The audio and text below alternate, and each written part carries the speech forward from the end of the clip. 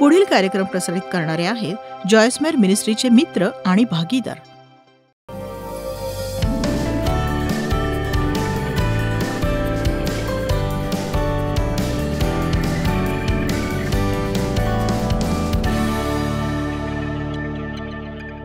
आज मी तुमच्याशी जे बोलणार आहे ते गेल्या कित्येक महिन्यांपासून माझ्या हृदयात सातत्याने येत आहे आणि मी त्यासाठी नियमितपणे प्रार्थना करत आली आहे. आणि ती गोष्ट आहे जागृत राहण्याचं वरदान.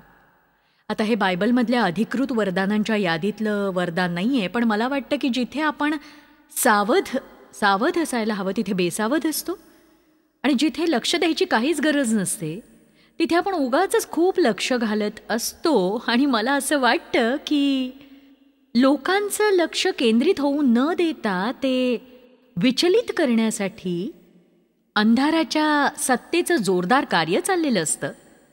पण जरी तुम्ही आज इथे बसलेले आहात आणि तुमचं मन इथून निघून एखाद्या दुकानात जातं किंवा सभेनंतर काय खायचं प्यायचं याचा तुम्ही विचार करता, तर मग कुठलाही हेतू पूर्ण करण्यासाठी तुम्ही इथे नाही. आपण राहत असलेल्या जगातलं हे एक मोठं आव्हान आहे, कारण आपल्याकडे बऱ्याच गोष्टी येत असतात आणि कधी फोन वाजतो, कधी ईमेल नोटिफिकेशन येतं, कधी टेक्स्ट मेसेजेस. आणि जेव्हा तुम्ही रस्त्यावरून प्रवास करत असता तेव्हा बऱ्याचशा सूचना तुमच्याकडे येत असतात आणि आपल्यावर त्या एकाच वेळी एवढ्या गोष्टींचा मारा होतो. एकाच गोष्टीवर लक्ष केंद्रित करणं आव्हान ठरतं आपल्यासाठी. आणि हे व्यायामशाळेतल्या सूचनांसारखंच वाटतं मला. मी व्यायाम करत असताना माझा ट्रेनर मला सतत सांगतो, तुम्ही आपल्या स्नायूंवर लक्ष केंद्रित करा. तो मला म्हणतो तुमचं मन स्नायूंमध्ये घाला तुम्ही.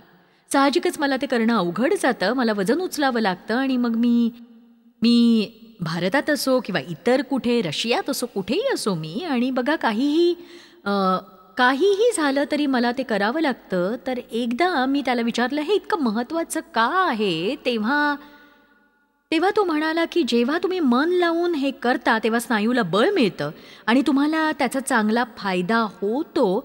मला वाटतं आपण प्रार्थना करून देवाकडे मागायला हवं की त्याने आपल्याला जागृत राहण्याचं कृपादान द्यावं. आणि बघा, ज्यांच्याविषयी जागरूक राहण्याची गरज आहे अशा अनेक गोष्टी आपल्या अवतीभोवती घडत असतात, पण आपण त्यांना मुकतो.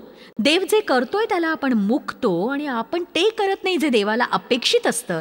आपण अनेक चांगल्या लोकांना मुकतोय, कारण जिथे आपलं लक्ष असायला हवं तिथेच आपलं लक्ष नाहीये. माझ्याशी आज इथे कोणी सहमत आहे का सांगा, की आपल्यामध्ये जागरूकतेचं मोठं वरदान असायला हवं? तर आपण याविषयीच आज बोलणार आहोत. आपण वेगवेगळ्या भागांमध्ये याविषयी बोलणार आहोत. पण सर्वप्रथम मला बोलायचं आहे अधिक जागरूक राहण्याविषयी.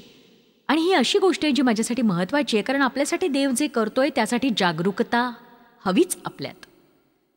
आणि मला खात्री आहे की देव आपल्या जीवनात सतत कार्य करतो, पण आपणच ते पाहायला मुकतो. पुष्कळदा आपण स्वतःला भाग्यवान समजतो, पण कधी कधी तो योगायोगही वाटतो. बऱ्याचदा आपण त्याकडे दुर्लक्ष करतो. मला वाटतं जी गोष्ट आपल्याला देवाच्या जवळ आणते, जी देवाबरोबर जवळीक निर्माण करते, ती ही आहे की देव आपल्या जीवनात जे काही करतोय त्याकडे आपण फार बारकाईने लक्ष देण्याची गरज आहे. तर सुरुवात करूया. 1 योहान अध्याय 4 वचन 16 पासून सुरुवात करू. आणि या वचनामुळे माझ्या जीवनात अनेक वर्षांपूर्वी घडलेल्या काही गोष्टी देखील मी तुम्हाला आज सांगणार आहे. आणि बघा, हा शास्त्रभाग आहे देवाच्या प्रीतीविषयी जागरूक राहण्याविषयीचा. तुम्ही त्याविषयी अज्ञानी राहिलात तर काही लाभ घडणार नाही.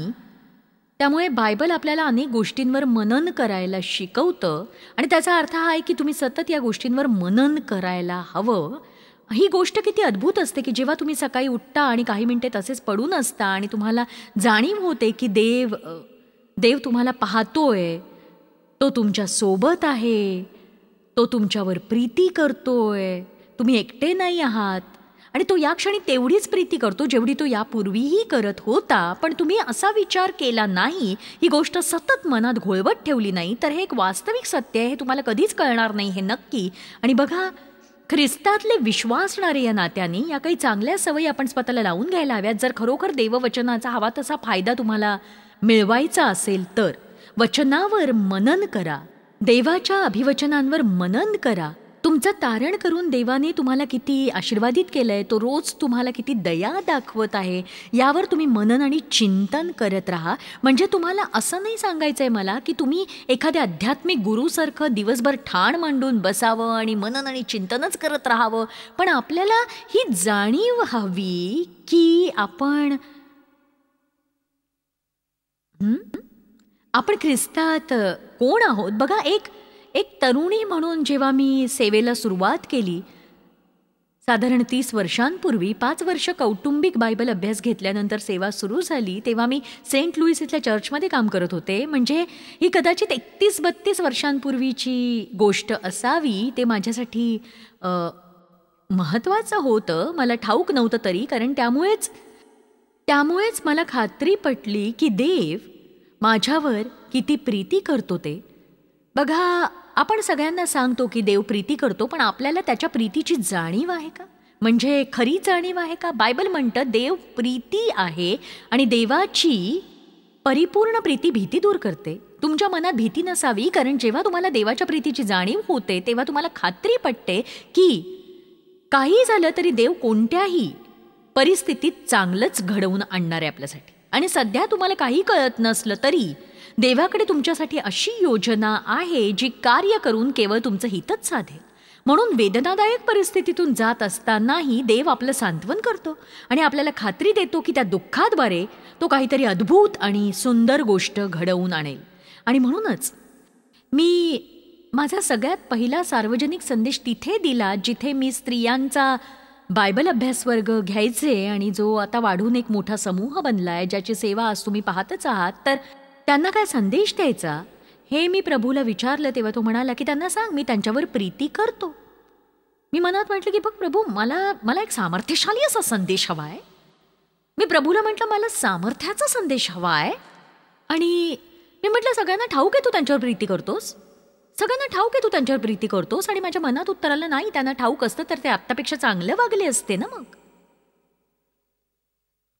बघा, मला काय म्हणायचंय ते तुम्ही नीट समजून घ्यावं असं मला वाटतं. आणि कालांतराने देवाने माझं मन ज्या वचनाकडे आकर्षित केले ते आहे 1 योहान अध्याय 4 वचन 16, आणि मी वाचणार आहे 17 आणि 18.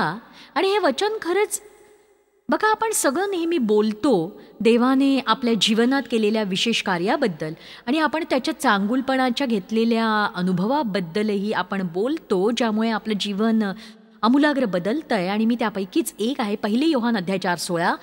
ते खरोखर माझ्या जीवनात मला अतिशय मौल्यवान असं ठरलंय वचन. देवाची आपल्यावर जी प्रीती आहे ती आपल्याला कळून आली आहे व आपण तिच्यावर पूर्ण विश्वास ठेवलाय.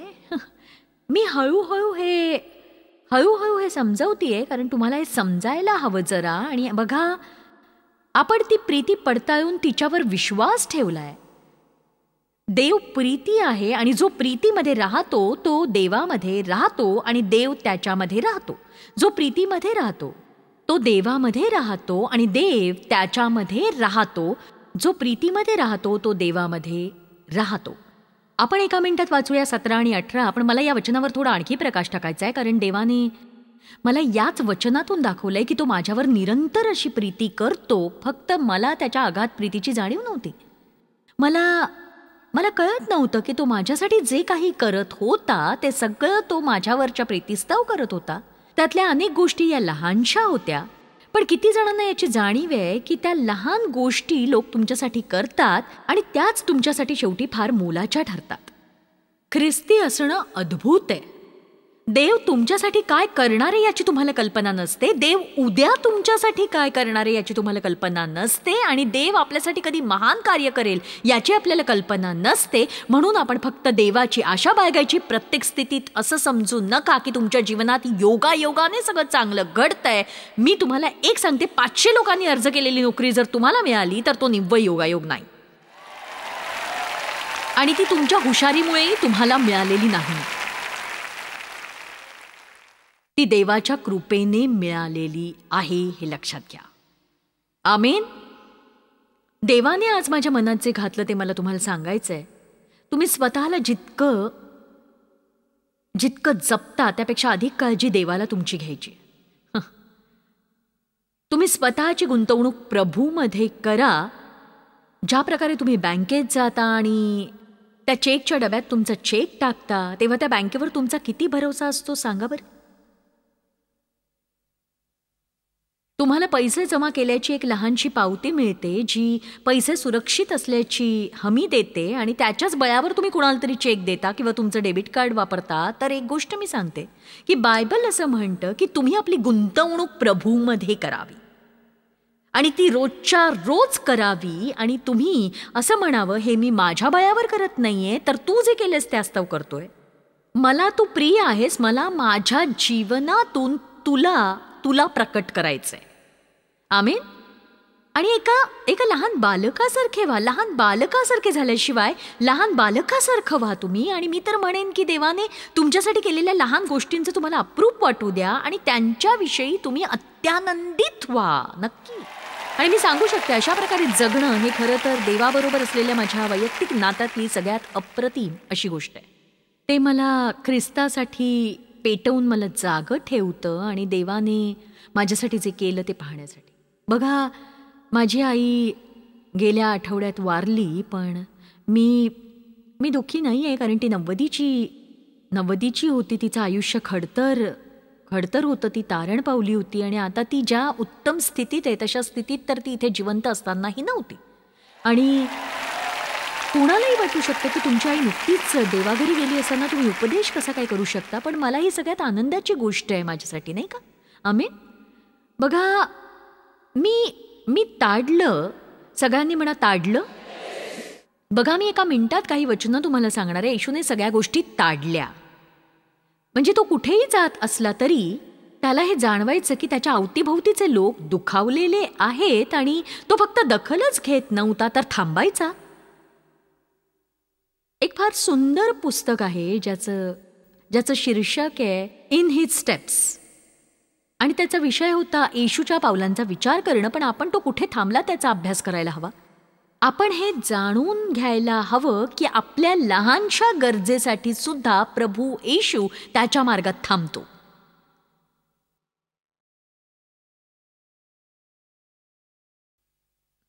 मी बोलते देवाशी अगदी घनिष्ठ नातं ठेवण्याविषयी. मी तुम्हाला मृत, कोरड्या आणि सडक्या धर्माविषयी सांगत नाहीये जिथे तुम्ही दर आठवड्यात एका इमारतीकडे चालत जाता आणि तिथे बसता, मग उठता, मग बसता, मग उठता, मग कंटाळता, मग झोपून जाता आणि तिथला सगळा विधी संपण्यापूर्वी घरी जाता आणि मग आठवडाभर त्याच गोष्टी करत राहता. मी बोलते देवासह जगण्याविषयी, प्रभूमध्ये राहणं, त्याच्या वचनात चालत राहणं, पूर्ण भरलेलं असणं, ओतप्रोत देवाच्या गोष्टींनी उथंबलेलं, त्याच्यामध्ये आपण जगतो, वावरतो, त्याच्यात आपले जीवित आहे आणि त्याच्याशिवाय आपण कोणीच नाही, आपण जगूच शकत नाही.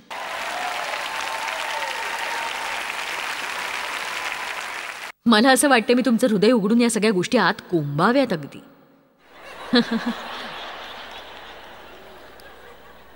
देवाची सेवा आपण उत्साहाने करायला हवी. आमेन.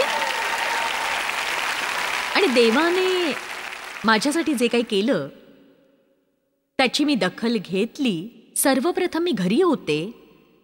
ते 2 दिवस जेव्हा आई देवाघरी जाण्यापूर्वी रुग्णालयात होती, मी घरी थांबत नव्हते जास्त आणि म्हणून त्यात मी देवाचा हात पाहिला आणि मला वाटतं हा देवाचा चांगुलपणा होता की आईच्या शेवटच्या क्षणी मी तिच्याजवळ होते. तुम्हाला हे विचित्र वाटलं असेल, पण त्यावेळी मी जगाच्या दुसऱ्या कोपऱ्यात असू शकत होते. मला वाटतं त्यावेळेला मी तिच्याजवळ असणं हे तिच्यासाठी गरजेचं होतं. तर पहिली गोष्ट मी तिथे होते. दुसरी गोष्ट ही की मी देवाचं कार्य पाहिलं जे गौरवी होतं.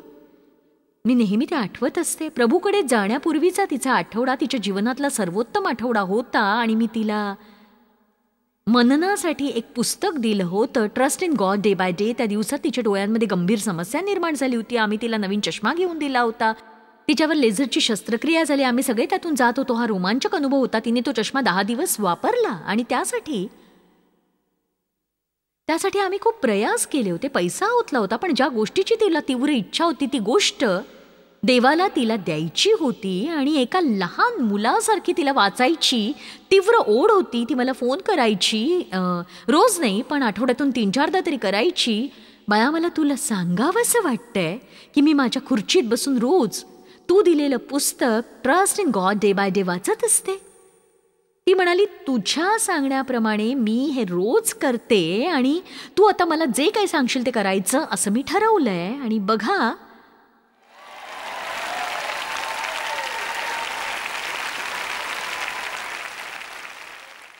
मी पाहू शकते म्हणून ती इतकी खुश होती अहो. आणि मग आईबरोबर माझी जी शेवटची भेट झाली ती बहुतेक गेल्या 10 वर्षातली सर्वोत्तम भेट होती. कारण माझ्या आईला मानसिक त्रास होता आणि तिला भेट देणं हे आनंददायक नसायचं, जरी ते इतरांसाठी आनंददायक असलं तरी. आणि आमचा खूप छान वेळ जायचा.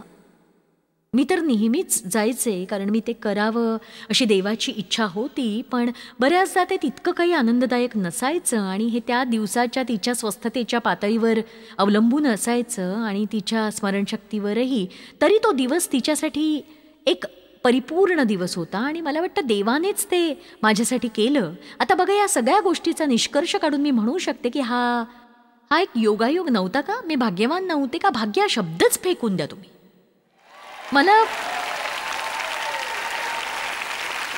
मला या शब्दाचा इतका तिटकार आहे. ख्रिस्ती लोकांनी हा शब्द वापरलेला मला आवडत नाही. ते पाप आहे असं मला म्हणायचं नाही. पण जर तुमचं देवाबरोबर भक्कम नातं असेल ना, तर तुमच्यासाठी जे काही चांगलं घडतं ते भाग्य नाही तर ती योजना असते. तो देवाचा आशीर्वाद आहे अहो, नक्कीच. आमेन. तर 32 वर्षांपूर्वी मी अशा प्रकारचं जीवन जगायला शिकले. माझ्या देवाबरोबरच्या वाटचाली त्याचा मला लाभ झाला आणि त्यामुळे खरं तर माझ्या जीवनावरचा अभिषेक वाढला. आणि म्हणूनच मी तुम्हाला प्रभू येशूबरोबरचा वास्तविक आणि वैयक्तिक असा अनुभव सांगू शकते. आणि बघा, हे असं नाही आहे की तो एक आकाशात कुठेतरी राहणारा देव आहे ज्याला आपण नेहमी घाबरत राहायला हवं. वचन 17, न्यायाच्या दिवसासंबंधाने आपल्या ठाई धैर्य असावे म्हणून त्याची प्रीती आपल्यामध्ये अशा प्रकारे पूर्णत्व पावली आहे. अशा प्रकारे पूर्णत्व पावली आहे. जर तुम्हाला अधिक धैर्य हवं असेल तर प्रीतीत वाढा. कारण जसा तो आहे तसे या जगात आपणही आहोत. प्रीतीच्या ठाई भीती नसते. इतकेच नव्हे तर पूर्ण प्रीती भीती घालवून देते. पूर्ण प्रीती म्हणजे संपूर्ण प्रीती. अशा प्रकारची प्रीती देव आपल्यावर करत असतो. मी हे इतरांविषयी सांगत नाहीये, तर मी तुमच्यासाठी हे सांगतेय. आणि जे टीव्हीवरून पाहताय त्यांच्यासाठी पण मी सांगते, देव तुमच्यावर अपार प्रीती करतो. आणि आता वेळ आली आहे की तुम्ही जागा होऊन देव किती चांगला आणि प्रीतीपूर्ण आहे ते पाहावं आणि त्याच्यावर प्रीती करून योग्य तो प्रतिसाद तुम्ही द्यावा आणि त्याच्या भरभरून केलेल्या प्रेमाला प्रतिसादही द्यावा. प्रीतीच्या ठाई भीती नसते. इतकंच नव्हे तर पूर्ण प्रीती भीती घालवून देते. भीतीमध्ये शासन आहे आणि भीती बाळगणारा प्रीतीमध्ये पूर्ण झालेला नाही. तर ज्या गोष्टीविषयी आपण अधिक जागृत असायला हवं ती ही की देव आपल्यावर किती प्रीती करतो. आणि मी तुम्हाला आवाहन करते की देवाच्या कृपेची आठवण करून देणारी एक नोंदवही तुम्ही ठेवावी. पुरुष आणि स्त्रिया दोघेही हे करू शकतात. आणि मला ठाऊक आहे तुमच्यासाठी एके ठिकाणी बसून नोंद ठेवणं ही सोपी गोष्ट नाही. तरी देव तुमच्यासाठी करत असलेल्या लहान सहान गोष्टी तुम्ही लिहून काढू शकता. आणि बघा, 3, 4, 5 वर्षात बऱ्याच गोष्टींची नोंद होईल. आणि मग एखाद्या दिवशी तुम्हाला निराश वाटत असताना तुम्ही चहा किंवा कॉफी किंवा एखादं पेय घेत असताना ती वही तुम्ही काढून उघडू शकता आणि ते सगळं आठवू शकता तुम्ही. चला, तर स्मरणात मोठं सामर्थ्य आहे अहो. देवाने तुमच्यासाठी केलेली शक्तिशाली कृत्य तुम्ही आठवू शकता आणि लगेचच तुम्हाला वाटेल की तुम्ही देवाच्या जवळ आहात.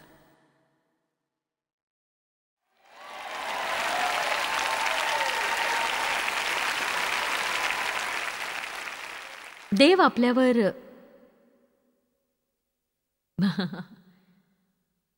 आपल्यावर प्रीती करतो तेव्हा इतर कोणी प्रीती करत नसेल तरी फरक पडत नाही.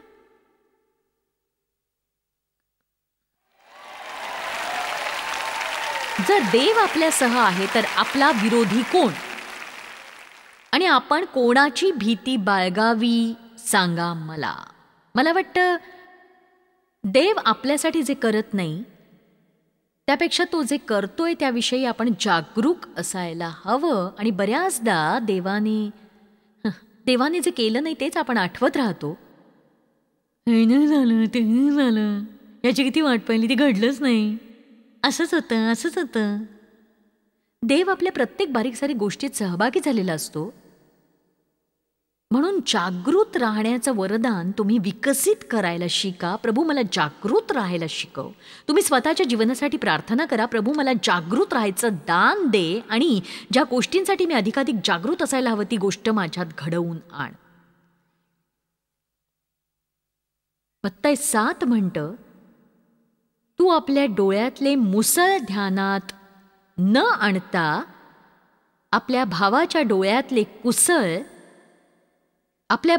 डोळ्यातले कुसळ का पाहतोस. बघा, आपण पूर्ण दिवस इथे बसून हा संदेश ऐकत राहू शकतो. तुमचं माहित नाही, पण मी प्रशिक्षित आहे आणि कौशल्य आणि प्रावीण्य मी मिळवलंय चुका शोधण्यामध्ये.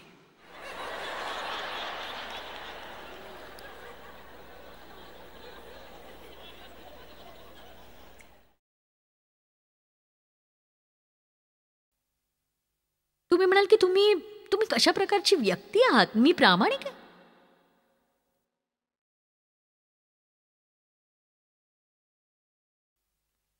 दुर्लक्षित गोष्टींकडेच माझं लक्ष जातं आणि हा माझ्या व्यक्तिमत्वाचा भाग आहे. मी गोष्टी बघताच त्यांची दखल घेते आणि देवाच्या वचनाबद्दल मी त्याची आभारी सुद्धा आहे, ज्यामुळे मी वेगळ्या प्रकारे गोष्टी हाताळायला शिकले. कदाचित त्यामुळेच असेल की मला कोणतीही चुकीची गोष्ट विनाप्रयास लगेच लक्षात येते. पण आता मी शिकले, मी थोडे अधिक परिश्रम घेतले तर चांगल्या गोष्टीही लक्षात येतील. आणि देवाचं वचन हे माझ्यासाठी त्या लसीसारखं आहे. माझ्यामध्ये दोष काढण्याचा जो स्वभाव आहे त्यावरचा हा एक उत्तम असा उपाय आहे. आणि आपल्या आत्म्याला विषबाधा करणाऱ्या प्रत्येक गोष्टीसाठी लस आहे. जर तुम्हाला साप चावला, तुम्ही प्रथम हॉस्पिटलमध्ये जाल आणि त्याची लस टोचून घ्याल. तुम्ही हुशार असाल, तुम्हाला जिवंत राहायचं असेल तर तुम्ही हे कराल. आणि इथे आपल्या आत्म्याला बाधा आणणाऱ्या प्रत्येक गोष्टीसाठी लस उपलब्ध आहे. इथे या ठिकाणी तुम्ही ते शब्दकोशात पाहू शकता. म्हणजे राग आला तर 7 संदर्भ इथे तुम्ही पाहू शकता. ते शोषून घ्या तुम्ही आणि बघा, शोषून घ्या. वाह! माणसाच्या रागाने देवाच्या नीतिमत्वाचे कार्य घडत नाही. ज्या मनुष्याचे चित्त स्वाधीन नाही तो गावकूस नसलेल्या पडक्या गावासारखा आहे. वाव! आता जितकं तुम्ही अधिक कराल तितकं तुम्हाला ते अधिक कळेल. तुमचा आत्मा भरलेला राहील. आणि बघा, बऱ्याचदा मला असं वाटतं की मी एका आत्मिक ज्यूकबॉक्स सारखी आहे. जणू काही कोणतंही वचन हवं असल्यास ते समजायचं उशीर की ते भरभर बाहेरच येतं. जेव्हा तुमच्यात पुरेसं वचन असतं तेव्हा कोणत्याही परिस्थितीत तुम्ही असलात तरी सैतानाने एक बटन दाबलं ना तर पवित्र आत्मा लगेच वचनाचं बटन दाबतो आणि तुम्हाला हवी असलेली वचनं समोर येतातच येतात.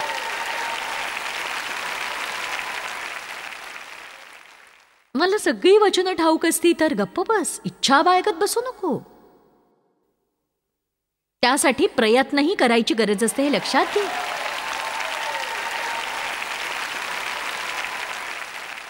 नुसतीच इच्छा बाळगून कोणाला महान जीवन लाभत नाही.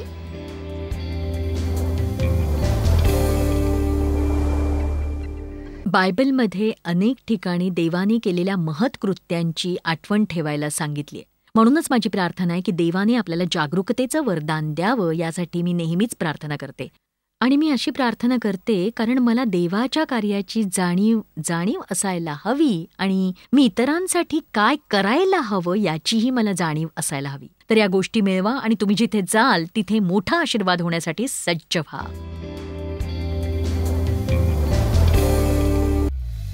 जॉयस मायर मिनिस्ट्रीज करता तुम्ही खूप मौल्यवान आहात. आम्हाला तुमचं कौतुक आहे आणि जगभरामध्ये हे सेवा कार्य शक्य करण्याकरता आम्ही आमच्या मित्रांचे आणि पार्टनर्सचे आभारी आहोत. आम्ही एकत्रितपणे भुकेल्यांना खाऊ घालतो, गरिबांना वस्त्र देतो आणि राष्ट्रांना सुवार्ता सांगतो. तुमच्या प्रार्थनेच्या विनंती करता आमच्याविषयी आणखी माहिती मिळवा. जॉयसच्या कॉन्फरन्सच्या तारखा पहा आणि ख्रिस्ताची प्रीती जगभरामध्ये पसरवण्याकरता आमचे सहभागी व्हा.